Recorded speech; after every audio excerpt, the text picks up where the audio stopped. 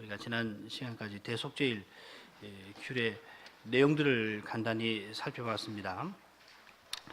모세는 여호와께서 이 규례를 말씀하신 때를 아론의 두 아들이 여호와 앞에 나가다가 죽은 후라고 언급을 하고 그 10장 이야기죠.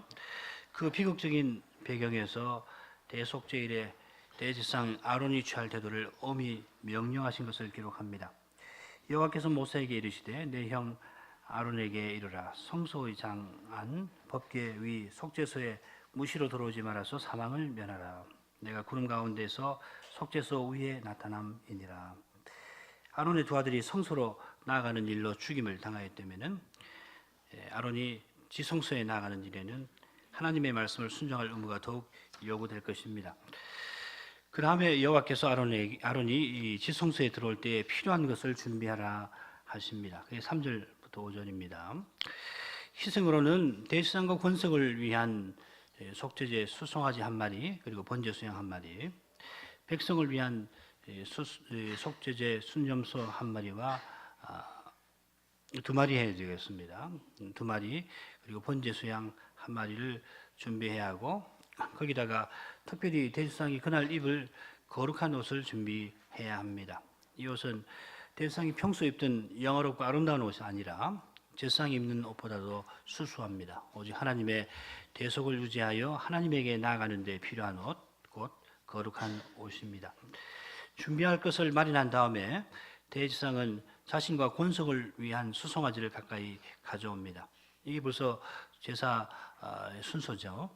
그런 다음에 백성을 위한 속죄제인 두 순염소를 회막문 여호와 앞에 두고 하나는 여호와를 위한 것으로 다른 하나는 아사셀을 위한 것으로 제비를 뽑습니다. 그런 다음에 여호와를 위한 순염소는 속죄제로 가까이 가져가 오고 아사셀을 위한 순염소는 산대로 여호와 앞에 둡니다.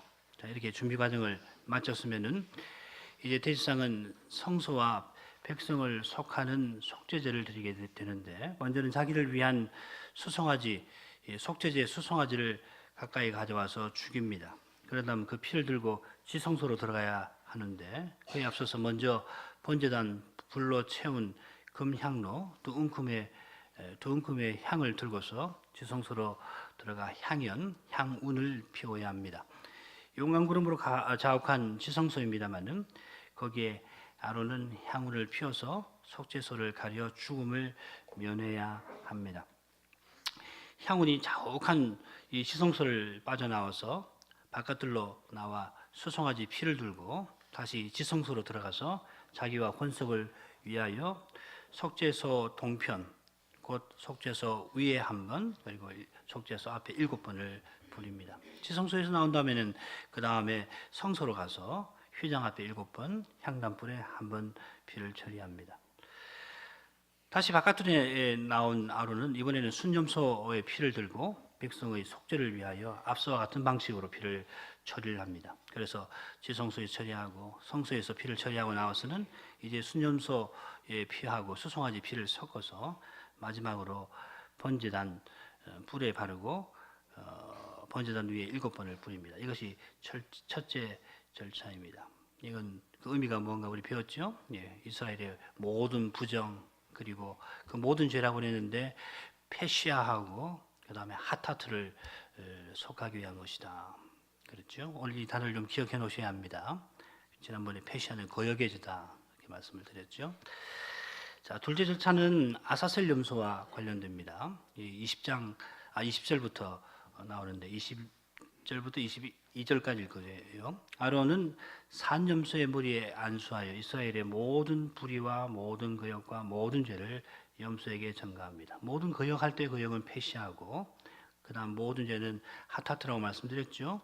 앞에서는 부정이라고 했는데 여기서는 모든 불의 아본이라고 하는 말을 썼습니다. 이 말도 오늘 좀 기억해 놓으세요. 그런 다음에 미리 정한 사람에게 맡겨서 그 염소를 광야로 보냅니다.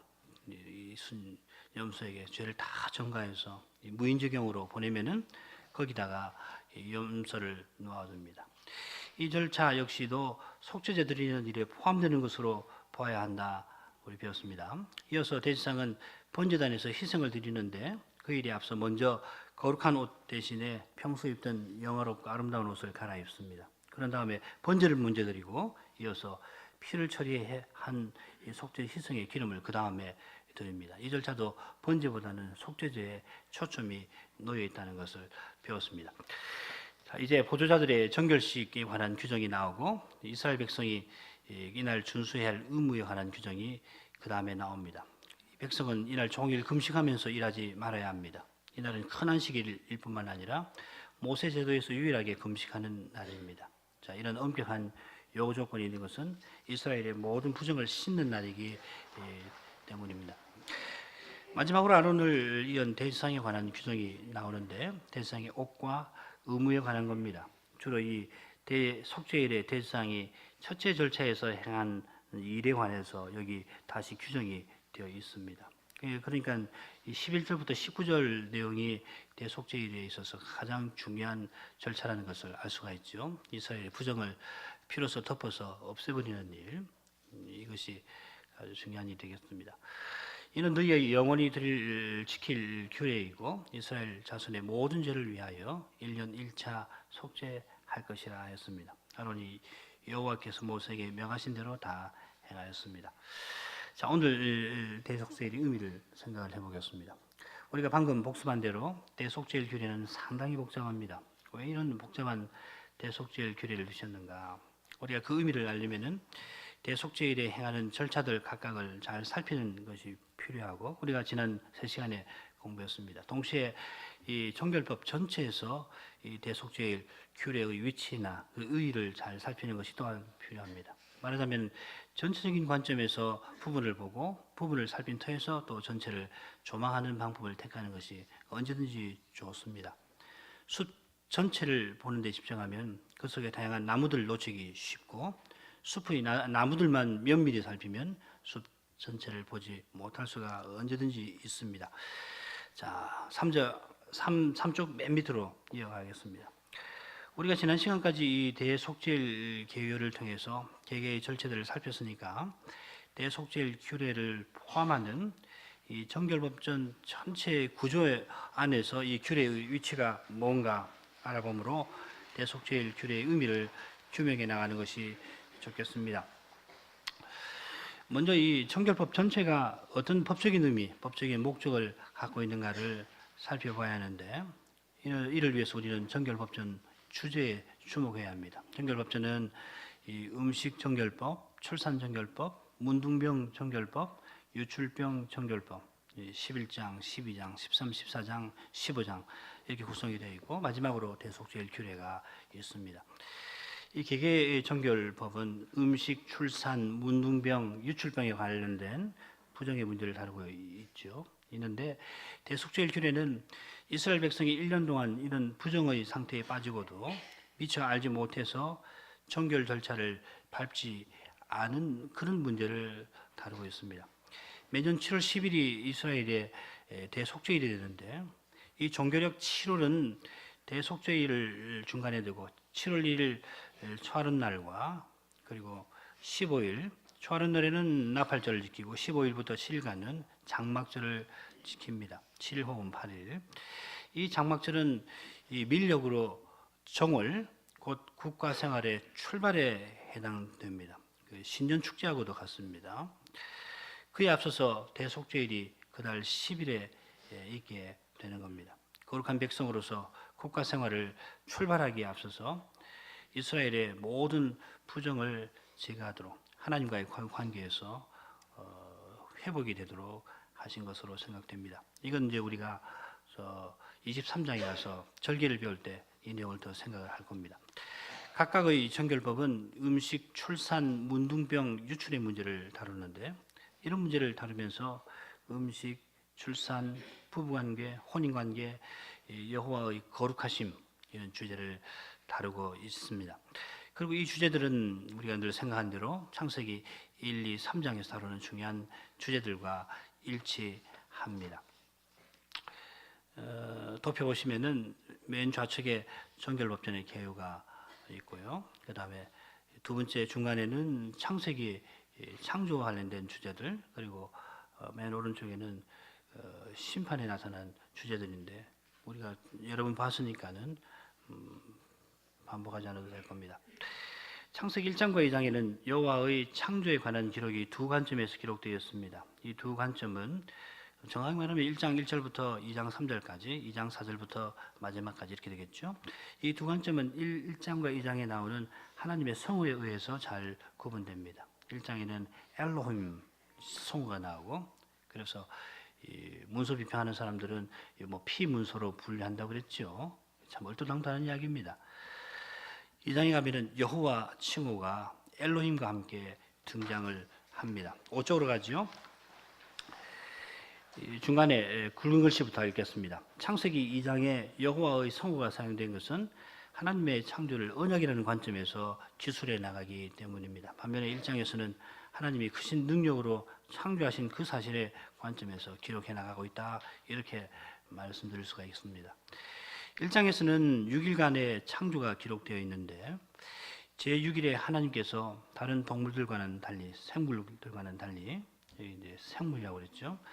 사람도 생물인데 사람은 하나님 형상으로 창조하시되 그들을 남녀로 지으셨고 그들에게 생육하고 번성하고 땅에 충만하고 땅을 정복하라 하는 명령을 주셨으며 이 명령을 잘 수행해 나가도록 씨 가진 채소와 열매 맺는 나무를 그들의 식물로 줍니다.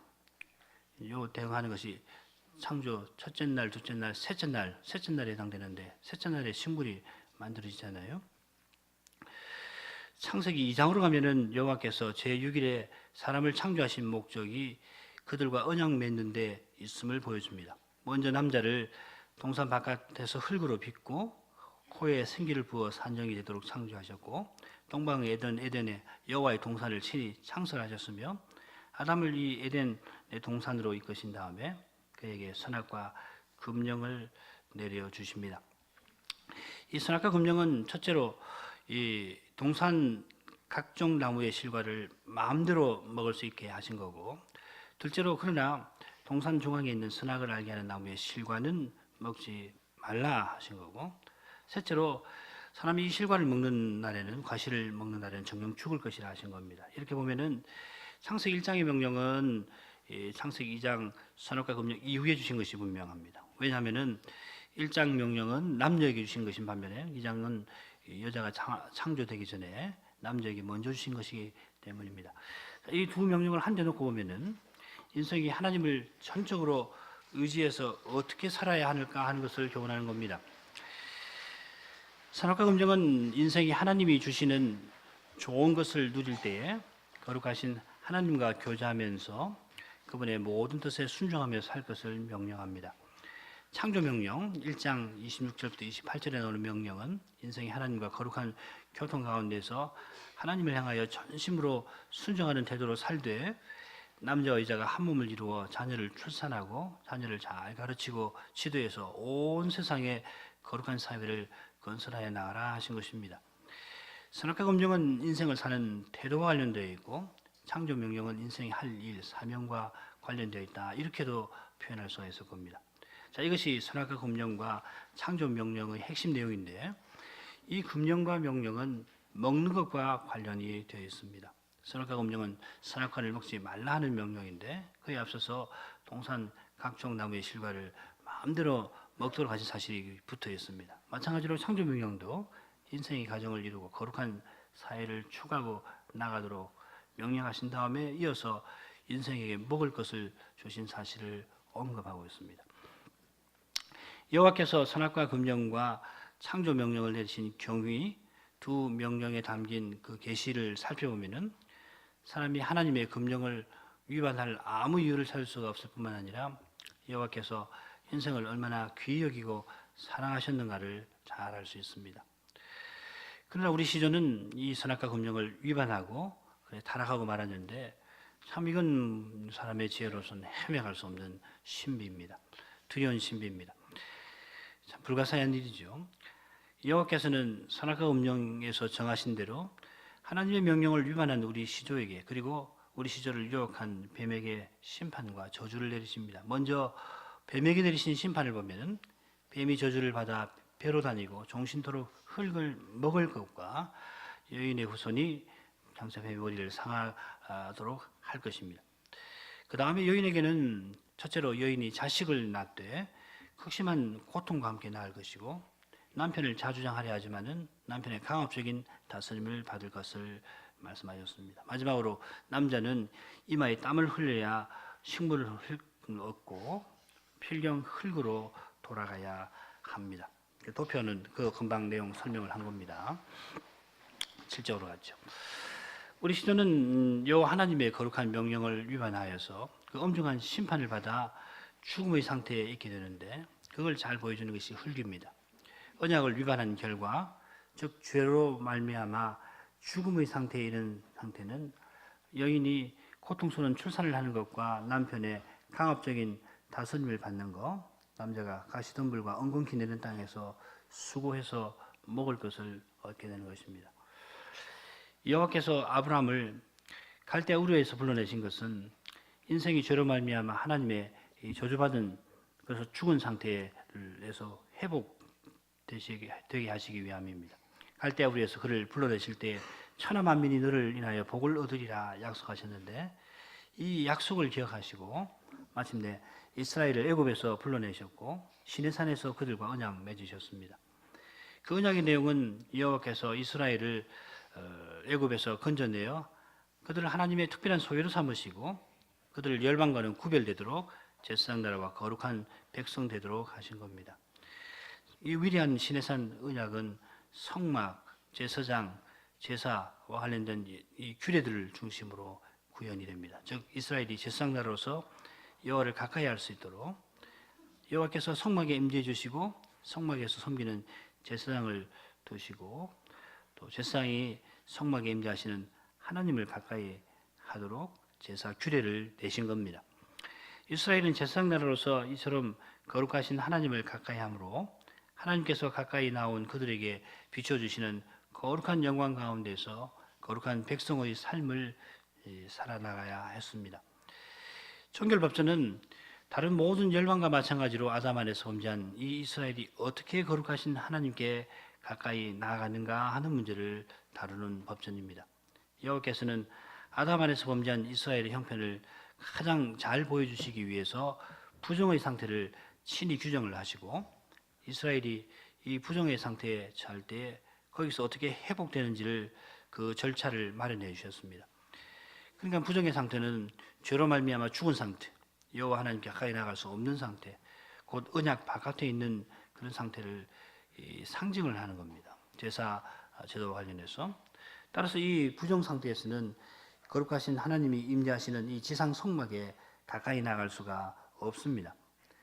그러므로 하나님께서는 이 부정 상태를 규정하실 때에 태초에 신이 세우신 창조 규례, 선악과 금령을 위반한 인생에게 내리신 그 심판, 이 창조 규례와 이 심판의 내용을 가장 잘 보여주는 경우들을 택하신 겁니다. 이게 음식, 출산, 문둥병, 유출에 관한 것인데 이 정결법들은 우리가 위에서 살펴본 대로 음식, 출산, 또 혼인관계, 여호와의 거룩하심이라 하는 이런 주제들을 다루고 있습니다. 저로 말미암아 죽은 인생의 상태를 추상적으로 가르치지 않고 생생한 경우를 들어서 가르치는데 그 경우들은 이 창조 규례, 창조 언약을 직접 연상시키는 그러한 예들인 겁니다. 여호와 하나님의 교육 방식이 얼마나 탁월하신가 우리가 다 헤아릴 수가 없습니다. 하나님 말씀을 늘 가까이 하는 이스라엘 백성이라면은 누구라도 알아차릴 수 있는 내용이면서 동시에 창조 규례, 창조 언약, 곧 인간 생활의 기둥과 인간 역사의 근거에 해당되는 그런 내용들을 배우도록 하신 겁니다. 웅장한 내용이지만은 아주 쉽게 일상에서 배워 나가도록 하신 것입니다. 그래서 끊임없이 하나님이 주실 그리스도를 의지해서 하나님 은혜를 의지해서 살도록 하시는 거죠. 이처럼 정결법전을 창세기 1장부터 3장의 주제들과 결부시켜 생각할 때에 전체 정결법전의 의미는 다음과 같이 간략하게 제시할 수 있습니다. 첫째는 하나님이 사람이 하나님께서 주신 음식을 먹고 하나님 주시는 모든 좋은 것을 누리며 사는데 그 목적은 선악과 금령에서 교훈하는 대로 이스라엘이 성막과 제사장과 제사의 규례들을 통해서 거룩하신 하나님을 가까이 하며 그분의 거룩한 통치 아래서 그분의 기뻐하시는 말을 이루는 겁니다. 둘째로 이스라엘이 거룩하신 하나님의 사랑의 권고 아래서 하나님 기뻐하시는 뜻을 이루려고 할 때에 구체적으로 이 혼인 관계를 중심으로 전체 이스라엘이 교회로서 거룩한 사랑의 통일을 이루어서 거룩한 사회를 이루고 나아가도록 힘써야 합니다. 셋째로 이 목적을 이루려면은 언약 백성 한 사람이 참된 믿음을 통해서 대제사장 장차 오실 메시아의 마음과 심령과 열의를 갖고 살아야 한다 하는 겁니다. 그러면은 하나님이 세우고자 하시는 거룩하고 영광스럽고 복스러운 세계가 이 땅 위에 세워져 나갈 것이었습니다. 각각의 정결법에 그리고 전체 정결법전에 이런 고귀한 의미가 있는데 이런 일이 이스라엘 가운데 이루어지려면은 여호와께서 친히 세우신 중보직을 통해서 이스라엘을 이 부정한 상태에서 건져주시는 일이 반드시 필요합니다. 정결법전에서 대속죄일 규례는 이런 목적을 달성하기 위한 겁니다.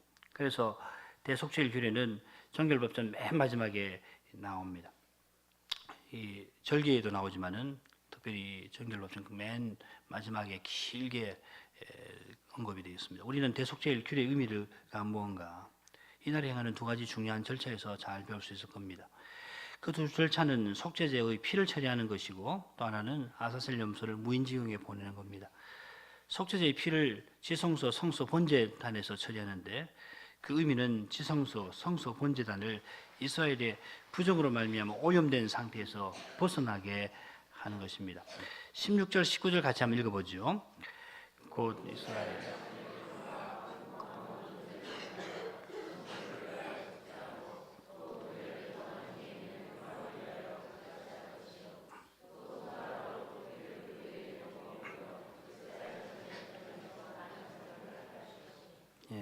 이스라엘 자손의 부정과 그 거역 또 죄로 인하여 이스라엘을 지성소를 속죄한다 이렇게 표현되어 있고 이스라엘의 부정한 중에 있는 회막을 위하여 속죄한다. 또 이스라엘 자손의 부정에서 단을 성결케 한다. 이게 다 같은 의미입니다. 하나님이 거하시고 활동하시는 새 장소 아닙니까? 모두 정결하게 하고 그 다음에 7번씩 뿌리는 것은 그 통로도 다 정결하게 한다는 의미입니다. 이스라엘이 부정한 상태에 있거나 계명을 위반하면은 여호와께서 임재하시는 성소가 오염됩니다. 왜냐하면은 성소는 중보자와 연합된 이스라엘을 상징하는 것이기 때문입니다. 여호와께서 이스라엘과 언약 맺으신 것은 그들과 연합하셔서 그들과 교제하시는 것입니다. 그들 가운데 계셔서 함께 사시는 겁니다. 성소는 바로 이 사실을 구현하는 가시적인 방편입니다. 그런 까닭에 그리스도 오신 이후에 하나님께서 거하시는 새 성소는 우리 새 언약 백성입니다. 같이 읽어보죠. 그의 안에서 건물마다 주 안에서 성전이 되어가고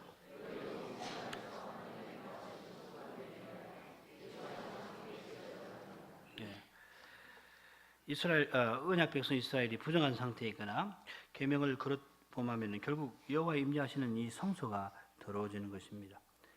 피를 처리할 때 지성소의 속죄소, 성소의 향단, 성막들의 번제단에서 하는데 이 세 곳에서 피를 처리하는 것은 이스라엘의 크고 작은 모든 부정을 없이 하는 뜻이 있습니다. 우리가 속죄제 피울 때 죄의 경중에 따라 죄 범한 행위자의 지위에 따라서 피를 처리하는 위치가 다르다는 걸 확인한 바 있습니다. 제사장과 이스라엘 회중이 속죄제를 드려야 할 경우에는 그 피를 성소에 들고 와서 향단에서 처리합니다. 반면에 족장이나 평민이 속죄제를 드리면은 번제단에서 처리합니다. 자, 그런데 대속죄일에는 지성소에까지 들어가서 피를 처리하는데 그 이유는 1년 동안 제사장과 회중 전체가 지은 죄를 다 속하기 때문일 겁니다. 이렇게 속죄제의 피를 속죄소와 향단과 번제단에 뿌려서 이스라엘의 부정과 거역으로 인한 오염을 덮어 없애는데 이걸 달리 표현하면 성소를 깨끗하게 하고 그걸 거룩하게 하는 것입니다. 성소를 깨끗하게 한다, 정하게 한다는 것은 하나님이 그 언약을 새롭게 해주신다는 의미가 있습니다. 이는 정한 상태가 언약 안에 있는 상태를 의미하는 것과 관계있습니다. 우리가 매주일 예배에 나오는 것도 언약을 새롭게 하는 의미가 있습니다. 매주일 우리는 오직 그리스도의 피를 힘입어 하나님께 나아갈 수 있는데 이는 이 그리스도의 피가 새 언약을 새롭게 하여 주시기 때문입니다. 물론 로마 가톨릭 교회처럼 성찬을 통해서 그리스도의 제사를 반복적으로 드리는 것으로 생각하면 곤란합니다. 그리스도는 단번에 온전한 제사를 영원히 드리셨습니다. 다시 그리스도의 속죄 제사를 드려야 할 필요가 없습니다. 그렇지만은 우리가 죄인으로서 거룩하신 하나님께 나아갈 때는 그리스도의 영원한 제사를 항상 의지해야 합니다. 그리스도의 공연만을 붙들어야 합니다. 우리가 예배 시작할 때 시편을 낭독할 때든지 주께서 가르치신 기도를 드릴 때 특별히 그런 간구를 드립니다. 또한 예배 중에 찬송을 드리면서도 똑같은 소원을 아뢰입니다. 오늘 아침에 우리 드린 찬송 중에 한 구절을 읽겠습니다. 이곳에 주의 백성 하가마사 저희 모든 죄를 사하소서. 성신님 저희를 곧 인도해 주시사 제 신으로 주 앞에 곧 경배케 하옵소서. 아버지께서 매 순간 그리스도 안에서 우리 죄를 모두 사해 주시는 일이 없이는 우리가 영광 보좌 앞에 나아갈 수가 없습니다. 그런가 달게 예배는 하나님이 그리스도 안에서 우리와 맺으신 언약을 갱신하는 일이 됩니다. 하나님께서 우리 모든 죄를 그리스도 안에서 사해 주시고 성신으로 우리를 인도하셔서 우리 영혼이 하나님 앞에 주님 앞에 경배할 수 있게 하여 주시는 것입니다. 그리스도께서 대속죄일에 속죄제가 되셔서 그 피로 우리를 거룩하게 하여 주셨기 때문에 우리가 하늘에 있는 영원한 도성 곧 하늘 시온으로 나가서 찬미의 제사를 하나님께 드릴 수가 있는 겁니다. 11절부터 15절 제가 홀수절 여러분 짝수절 읽으시고 마지막 절을 함께 읽으십시다. 이는 죄를 위한 짐승의 피는 대제사장이 가지고 성소에 들어가고 그 육체는 영문 밖에서 불사름이니라.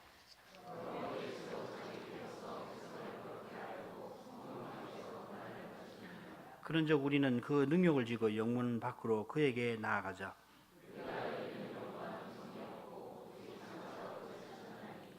이러므로 우리가 예수로 말미암아 항상 찬미의 제사를 하나님께 드리자. 이는 그 이름을 증거하는 입술의 열매니라. 그처럼 성막에서 피를 처리하는 일은 성막을 거룩하게 하는 목적이었습니다. 단을 거룩하게 한다는 것은 그 단에서 이스라엘 백성이 여호와 하나님과 교통할 수 있게 한다는 것입니다. 이렇게 여호와 하나님과 거룩한 교통을 나누는 자리에 나올 때에 각각의 정결법 목표가 달성됩니다. 특별히 문둥병 정결법은 이스라엘 백성을 하나님과 거룩한 교통에 나아갈 수 있도록 복잡한 정결 예식을 규정하고 있습니다. 각각의 이스라엘 백성들이 대제사장의 마음과 심정과 열심과 태도를 품고 살도록 하신 뜻이 있습니다. 여호와 하나님께 가까이 나간다는 것은 바로 이런 상태에 이르는 것을 말합니다.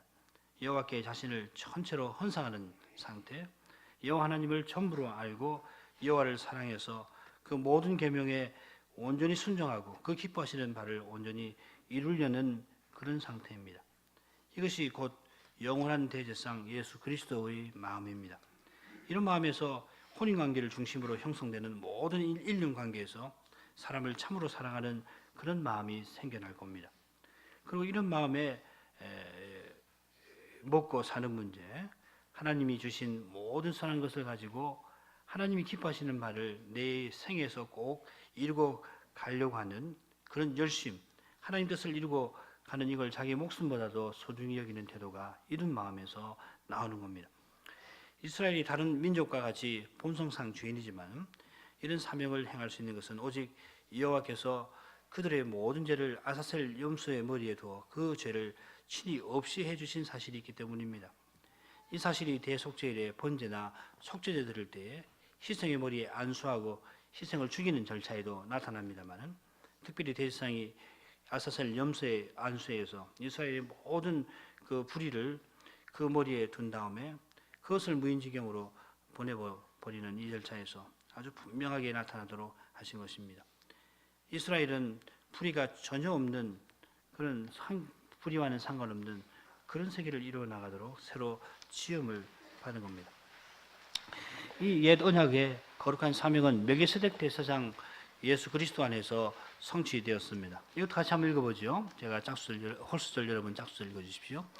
그리스도께서 장래 좋은 일의 대제사장으로 오사 손으로 짓지 아니한 곧 이 창조에 속하지 아니한 더 크고 온전한 장막으로 말미암아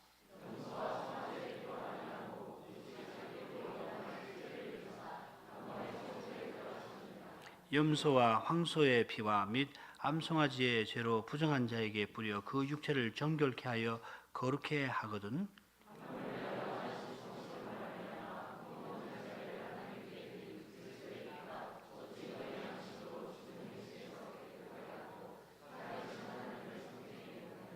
네, 여기 염소와 송아지의 피가 나오는데 대속죄일에 드리는 속죄제의 피를 가리킬 겁니다. 이 피를 뿌려서 이스라엘의 부정, 거역, 죄로 오염된 성소가 정결케 되어서 이스라엘이 이 지성 성막에 나아갈 수 있었습니다. 그리스도는 하늘 성소에서 짐승의 피가 아니라 그 순결하신 자기의 피로 영원한 속죄를 이루셨습니다. 그리스도의 영원한 속죄로 말미암아 우리는 살아계신 하나님을 섬길 수 있습니다. 이 예배가 장래 좋은 일의 핵심입니다. 장래 좋은 일은 영원한 안식에 나가신 하나님께서 우리 위에 거룩한 사랑의 통치를 드러내시고 그 사랑의 하나님을 향하여 우리가 영원히 찬송하는 그 세계를 가리키는 말입니다. 성신 안에서 의와 평강과 희락이 충만한 세계입니다. 오늘만큼 하죠. 기도하십시다. 거룩하신 하나님, 하나님의 독생자 예수 그리스도께서 십자가에서 영원한 속죄를 이루시고 멜기세덱 반차의 대제사장으로서 영원한 하늘에 들어가심으로 이제 그리스도 안에서 저희가 하나님을 점점 가까이 할 수 있게 하셨사옵나이다. 한낱 죄인이든 저희가 그리스도의 피를 힘입어 하늘 성소에 나갈 담력을 얻게 하시고 그 은혜의 보좌에서 때를 따라 돕는 긍휼하심과 은혜를 받아 누릴 수 있게 되었사오니 저희가 더욱 하나님 슬하에 이르러 그 영광 배웁게 하여 주옵소서. 그 영광 가운데에서 저희가 하나님 약속하신 그 실질을 맛보며 참된 평안과 기쁨에 더욱 이르게 하여 주옵소서. 주 예수님의 이름으로 기도하옵나이다. 아멘.